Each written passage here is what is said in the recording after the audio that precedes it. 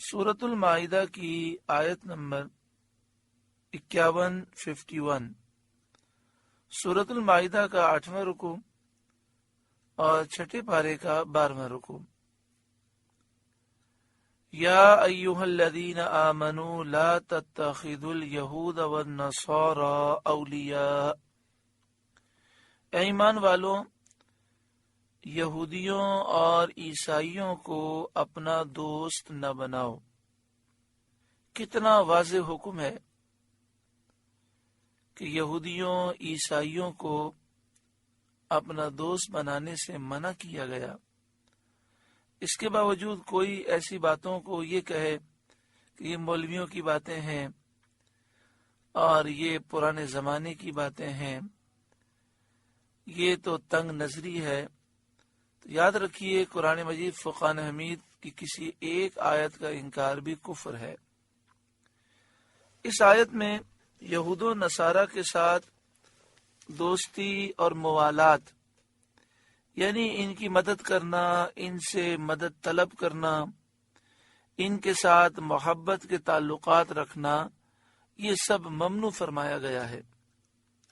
یہ حکم عام ہے، اگرچہ آیت کا نزول کسی خاص واقعے میں ہوا ہے، یعنی ایک خاص موقع پر یہ آیت نازل ہوئی، لیکن حکم عام ہے۔ قیامت تک تمام مسلمانوں کو اس پر عمل کرنا چاہیے کہ وہ کافروں کو، بد عقیدہ لوگوں کو، بد مذہبوں کو، یہودیوں عیسائیوں کو نہ اپنا دوست سمجھیں، نہ ان سے مدد طلب کریں، نہ ان کی مدد کریں اور نہ ان سے محبت کے تعلقات رکھیں۔ شان نزول یہ ہے کہ یہ آیت حضرت عبادہ بن صامت رضی اللہ تعالیٰ عنہ جو صحابی رسول ہیں، ان کے بارے میں، اور عبداللہ بن ابی بن سلول جو منافقوں کا سردار تھا، اس کے بارے میں یہ آیت کریمہ نازل ہوئی۔ حضرت عبادہ رضی اللہ تعالی عنہ نے فرمایا کہ یہودیوں میں میرے بہت سارے دوست ہیں جو بڑی شوکت قوت والے ہیں، مالدار ہیں اور بڑا ان کا اثر و رسوخ ہے، لیکن اب میں ان کی دوستی سے بیزار ہو چکا ہوں، اور اللہ اور اس کے رسول کے سوا میرے دل میں اور کسی کی محبت کی گنجائش نہیں۔ تو اس پر منافقوں کے سردار عبداللہ بن ابی نے کہا کہ میں تو یہودیوں کی دوستی سے بیزاری نہیں کر سکتا، مجھے آگے آنے والی مصیبتوں کا خوف ہے، مجھے ان کے ساتھ رسم و راہ رکھنی ضروری ہے، نہ جانے حالات کیسے ہوں، یہ میرے کام آ سکتے ہیں، تو اس لیے میں تو ان سے دوستی ہی رکھوں گا۔ حضور سید عالم صلی اللہ علیہ وآلہ وسلم نے عبداللہ بن ابی منافق سے فرمایا، یہودیوں کی دوستی کا دم بھرنا تیرا ہی کام ہے، عبادہ کا یہ کام نہیں، یعنی یہودیوں سے دوستی رکھنا، ان سے دوستی کا اظہار کرنا، یہ تیرے جیسے ہی کا کام ہے۔ جو حضور کی محبت میں ہوتے ہیں وہ کبھی بھی کافروں سے دوستی نہیں رکھتے۔ اس پر یہ آیت کریمہ نازل ہوئی۔ یا ایھا الذین آمنوا، اے ایمان والوں، لا تتخذوا الیہود والنصارى اولیاء، یہودیوں اور عیسائیوں کو دوست نہ بناؤ۔ اللہ کرے یہ آیت ہمارے مسلم حکمرانوں کو سمجھ آ جائے۔ 50 سے زائد اسلامی ممالک ہیں، اور ان اسلامی ممالک کے جو سربراہ ہیں، وزیر اعظم، صدر اور جو بادشاہ ہیں، یہ کافروں سے دوستی اور ان سے محبت رکھتے ہیں، اور ان کی دوستی میں اور محبت میں اسلام کے خلاف اقدامات کرتے ہیں۔ جیسے ہمارے ملک کے حکمراں کبھی 295C قانون جو تحفظ ناموس رسالت کا قانون ہے، اس کے خلاف کوششیں کرتے ہیں، کبھی اس قانون کو ختم کرنے کی کوشش کرتے ہیں جس کی روح سے قادیانی کافر قرار دیے گئے، کبھی وہ اس طرح کا قانون بنانے کی کوشش کرتے ہیں کہ کوئی کافر پاکستان میں مسلمان نہ ہو سکے. کبھی اہل حق پر پابندی لگاتے ہیں، اگر وہ حق بات کہیں اور غلط کو غلط کہیں تو ان پر دہشت گردی کی دفعہ لگا دی جاتی ہے اور ان پر سختیاں کی جاتی ہیں. یہ ہمارے حکمراں کیوں کر رہے ہیں؟ پریشر ہے یہود و نصارہ کا. یہ یہود و نصارہ کے دوست ہیں اور یہ ان سے دوستی قائم رکھنا چاہتے ہیں، ان سے بگاڑنا نہیں چاہتے. تو جو وہ یہ کہتے جاتے ہیں اسلام کے خلاف، یہ ہمارے حکمراں وہی کرتے جاتے ہیں. اور پھر حشر بھی دیکھتے ہیں کہ جن لوگوں نے یہود و نصارہ کے کہنے میں آ کر اسلام کو نقصان پہنچانے کی کوشش کی، پھر ان پر برا وقت آیا تو یہود و نصارہ ان کے ساتھ نہ کھڑے ہوئے اور وہ دنیا میں بھی برباد ہوئے، اور خطرہ یہ ہے کہ آخرت بھی ان کی برباد ہوگی. بعضهم اولیاء بعض، وہ آپس میں ایک دوسرے کے دوست ہیں. اس سے معلوم ہوا کہ کافر کوئی بھی ہوں، ان میں باہم کتنے ہی اختلاف ہوں، مسلمانوں کے مقابلے میں وہ سب ایک ہیں. الکفر ملت واحدہ، تمام کفر مل کر ایک ہی قوم ہے. یہودیوں کے آپس کے اختلافات بہت ہیں، عیسائیوں میں آپس میں اختلافات بہت ہیں، کئی فرقے ہیں، لیکن مسلمانوں کے خلاف یہودی، عیسائی اور تمام کافر ایک ہیں. آپ دیکھیں عراق پر جس طرح حملہ کیا گیا، ساری دنیا کفر ایک ساتھ ہو گئی. آج کشمیر، فلسطین اور تمام مسائل میں دنیا کفر ایک ساتھ ہے. لہذا ان سے ہمیں دوستی کرنے کا کوئی فائدہ نہیں. دامن مصطفیٰ صلی اللہ علیہ وآلہ وسلم سے ہم وابستہ رہیں. وَمَن يَتَوَلَّهُم مِّنكُمْ فَإِنَّهُ مِنْهُمْ، اور تم میں سے جو کوئی ان سے دوستی رکھے گا تو وہ انہی میں سے ہے. اللہ اکبر. اس میں بہت شدت اور تاکید ہے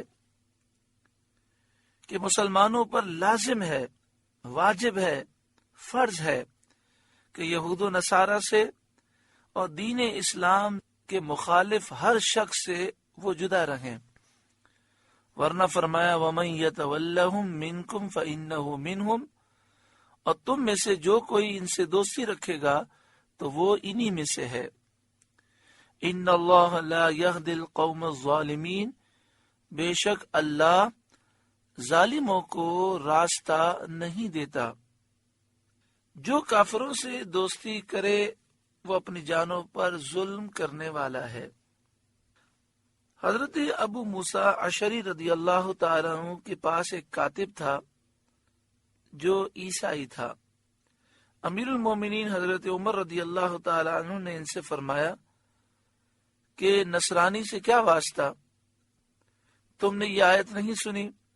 یا ایہا الذین آمنوا لا تتخذوا الیہود والنصارى اولیاء، اے ایمان والوں یہودیوں اور عیسائیوں کو اپنا دوست نہ بناؤ.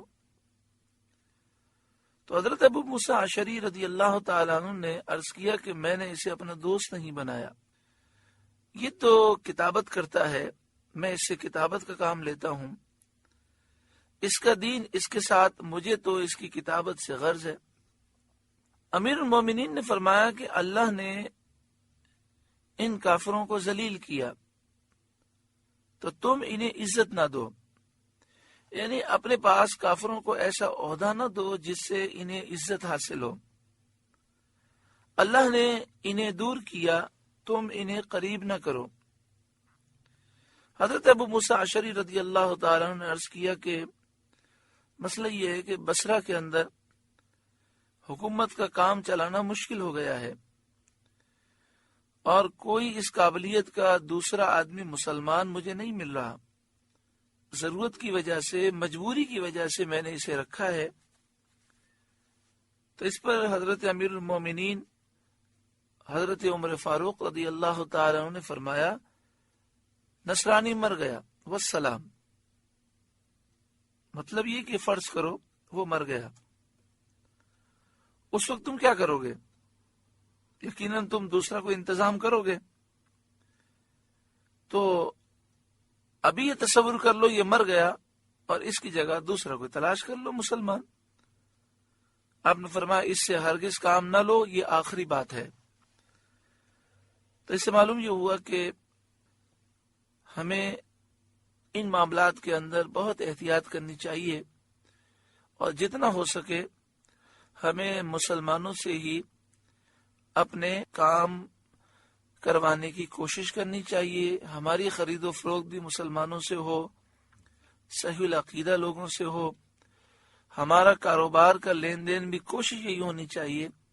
ہاں یہ ضرور ہے کہ اصل جو ممانعات ہے وہ دوستی ہے، ان سے محبت کے تعلقات ہیں، اور خاص طور پر جو کافر ہیں ان کے ہاتھ کی کھانے پینے کی چیزوں سے اجتناب یہ لازم ہے. باقی جہاں تک تعلق ہے دوسری چیزیں خریدنے کا، تو جب ہم کافر سے دوسری چیزیں خریدتے ہیں تو اس سے وہ مالی طور پر مضبوط ہوتے ہیں، ہمیں ان کو مضبوط نہیں کرنا چاہیے، بلکہ اپنے مسلمان بھائیوں کی خیر خواہی کرنی چاہیے. ان اللہ لا یہدی القوم الظالمین، بے شک اللہ ظالموں کو ہدایت نہیں دیتا، راہ نہیں دیتا. فتح الذین فی قلوبہم مرض یسارعون فیہم، اب تم انہیں دیکھو گے جن کے دلوں میں بیماری ہے، یعنی نفاق کی بیماری ہے، جو منافق ہیں اور اپنے آپ کو مسلمان ظاہر کرتے ہیں. یسارعون فیہم، تم انہیں دیکھو گے کہ یہود و نصارہ کی طرف وہ دوڑتے ہیں. معلوم یہ ہوا کہ یہود و نصارہ اور کافروں اور بدعقیدہ لوگوں سے دوستی کرنا یہ مسلمانوں کا شیوا نہیں بلکہ منافقوں کا طریقہ ہے. یقولون، وہ کہتے ہیں، نخشا ان تصیبنا دائرہ، ہم ڈرتے ہیں کہ ہم پر کوئی گردش آ جائے، کہ کوئی مشکل آ جائے، کوئی پریشانی آ جائے. تو ہر ایک سے بنا کے رکھنی چاہیے اور دوستی رکھنی چاہیے، وہ ہمیں مصیبت میں کام آئیں گے. جس طرح عبداللہ بن ابی منافق نے کہا کہ میں یہودیوں سے دوستی اس لیے رکھتا ہوں کہ کبھی کوئی مشکل وقت آ گیا تو مجھے کام آئیں گے. آپ نے دیکھا ہوگا بعض لوگ ہر ایک سے بنا کے رکھتے ہیں، کسی سے نہیں بگاڑتے.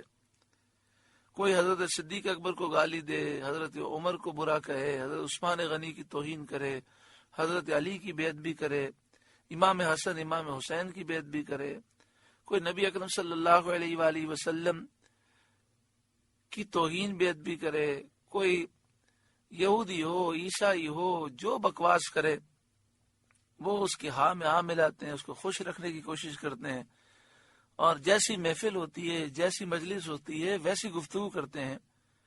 تو منافق کا یہ طریقہ ہے. مومن ایسا نہیں ہوتا.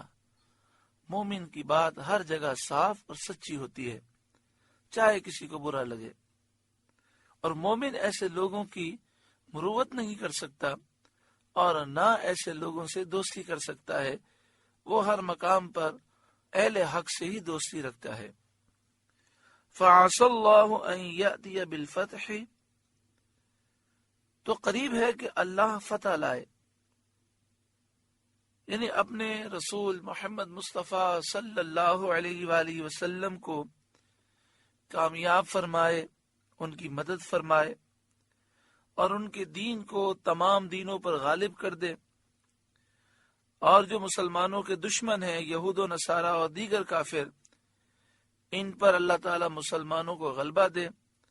چنانچہ یہ خبر واقع ہوئی، اور اللہ تعالیٰ کے کرم سے مکہ مکرمہ جب فتح ہوا اور جب یہودیوں کے شہر اور ان کے قلعے فتح ہوئے تو اللہ تعالیٰ نے دین اسلام کو غلبہ دیا اور مسلمانوں کو سارے کافروں پر اللہ تعالیٰ نے غلبہ عطا فرمایا. تو یہاں یہ بیان کیا جا رہا ہے کہ یہ منافق کہتے ہیں ہم کافروں سے دوستی اس لیے رکھتے ہیں کہ مصیبت میں یہ کام آئیں گے. تو فرمایا ان قریب اللہ تعالیٰ مسلمانوں کو فتح دے گا. او امر من عندہ، یا اللہ تعالیٰ اپنی طرف سے کوئی حکم نازل فرمائے گا. کوئی حکم سے مراد یہ ہے کہ جیسے سرزمین حجاز مقدس کے لیے یہ حکم نازل ہوا کہ اس سرزمین کو یہود و نصارہ سے پاک کر دو اور وہاں سے ان کا نام و نشان مٹا دو۔ اسی طرح اللہ تعالی نے منافقین کے راز کھول دیے اور انہیں رسوا کر دیا۔ تو یہ دونوں باتیں فرمائی گئیں اور دونوں باتیں پوری ہوئیں۔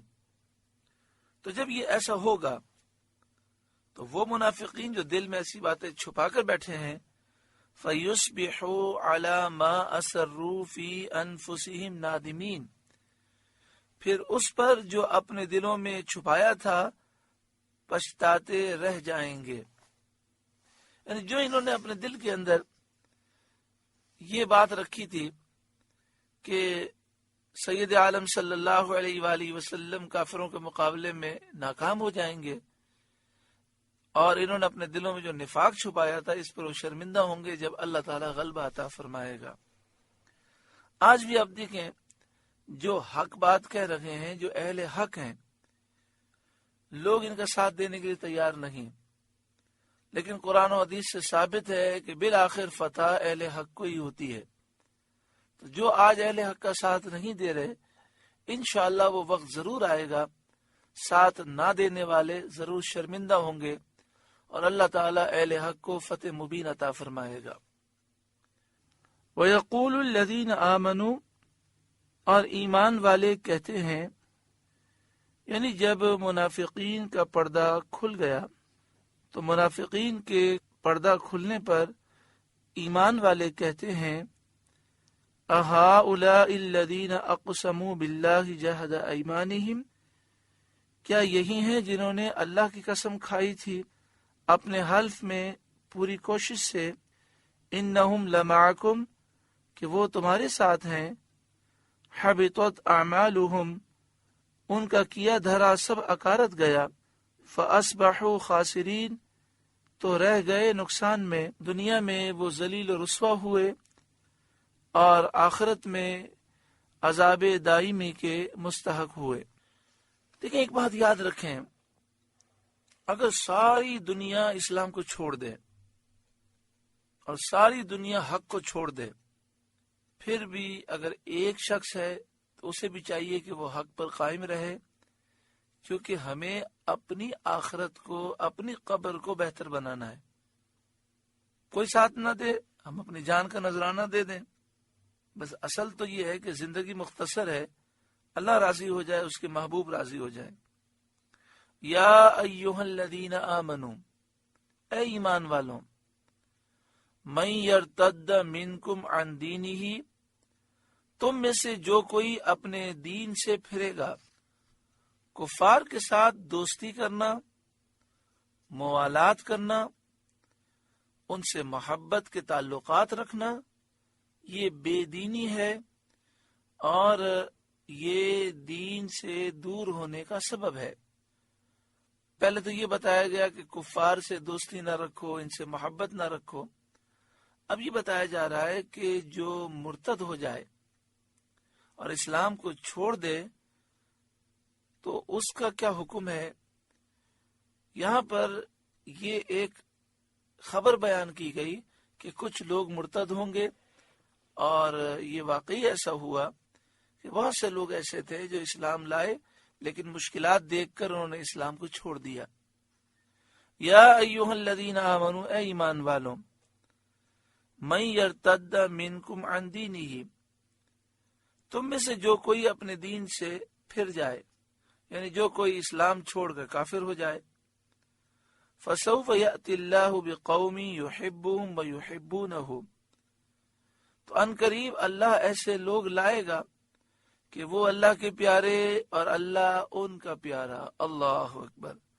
کبھی کبھی انسان کا دل جلتا ہے کہ حق کا کوئی ساتھ نہیں دے رہا، لوگ بڑی تیزی کے ساتھ قادیانی بن رہے ہیں، گستاخ صحابہ، گستاخ اولیاء، گستاخ رسول بنتے جا رہے ہیں۔ کتنے ایسے لوگ ہیں جو عیسائی ہو گئے، مرتد ہو گئے۔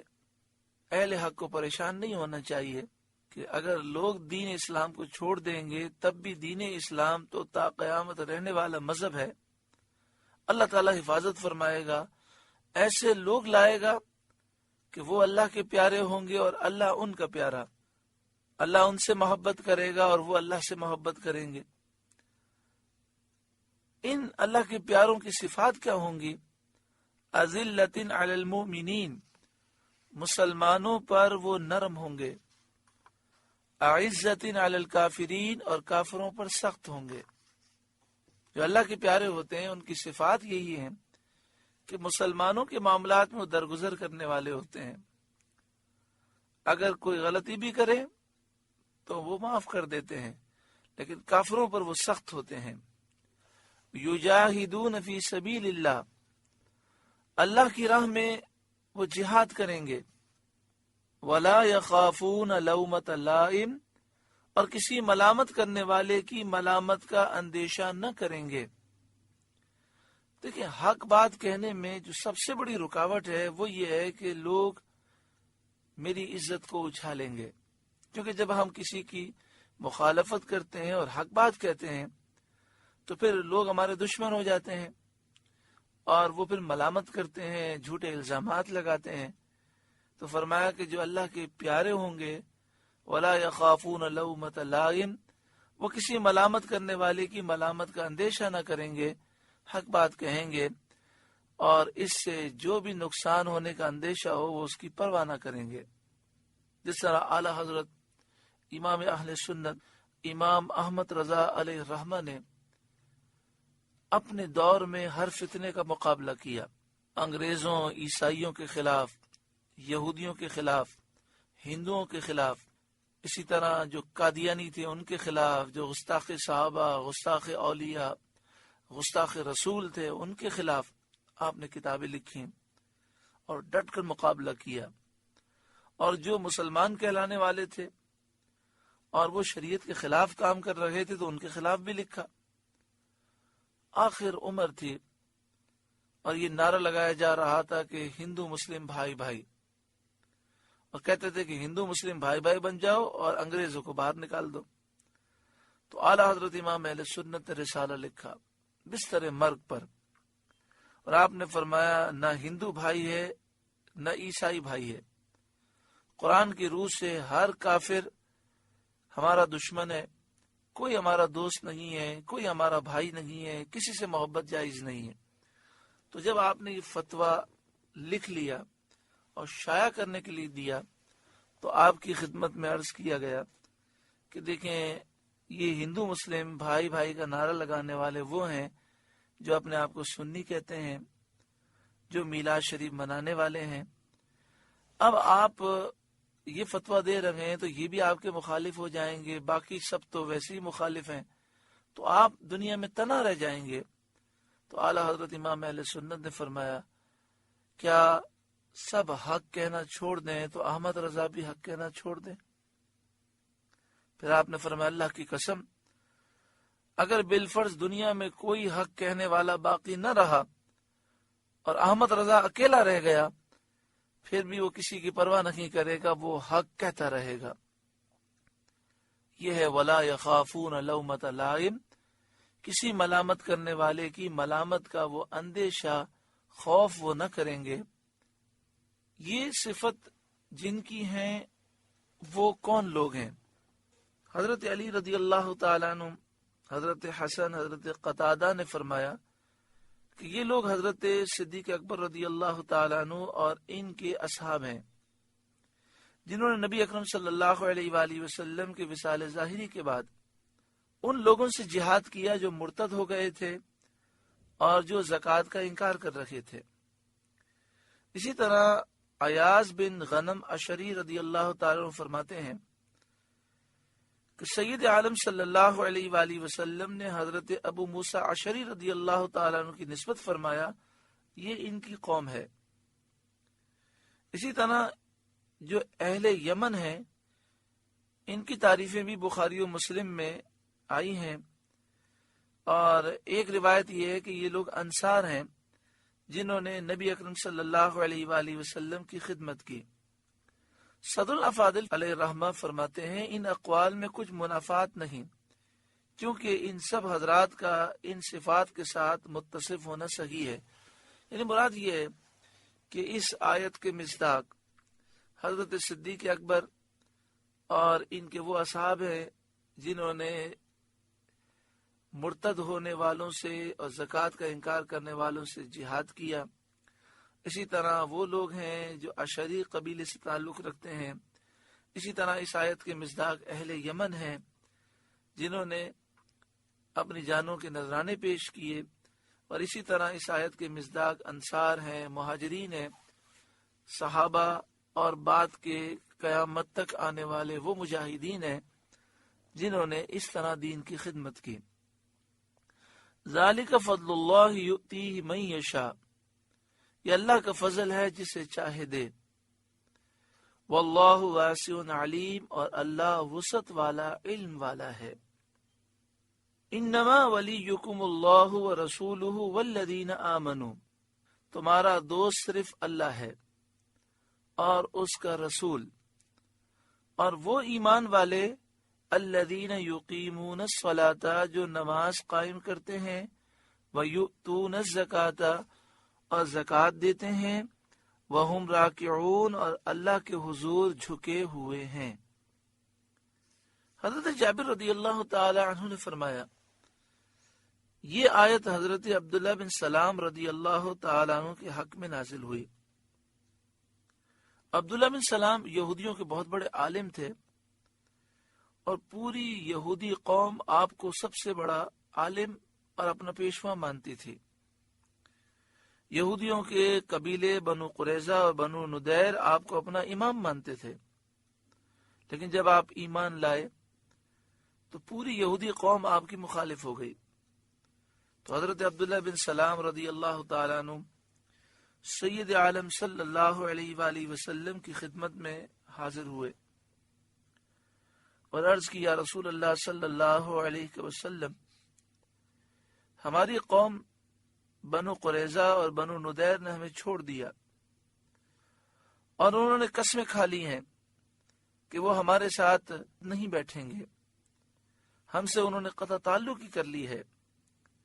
تو اس پر یہ آیت نازل ہوئی کہ تمہارا دوست تو اللہ ہے، اس کے رسول ہیں اور نیک مومنین ہیں۔ جب یہ آیت نازل ہوئی تو حضرت عبداللہ بن سلام رضی اللہ تعالی عنہ نے کہا، ہم راضی ہیں اللہ کے رب ہونے پر، ہم راضی ہیں اس کے رسول کے نبی ہونے پر، ہم راضی ہیں مومنین کے دوست ہونے پر۔ حکم آیت کا تمام مومنین کے لیے عام ہے، سب ایک دوسرے کے دوست اور محب ہیں۔ اس آیت کریمہ میں ہے وہم راکعون، اور اللہ کے حضور وہ جھکے ہوئے ہیں۔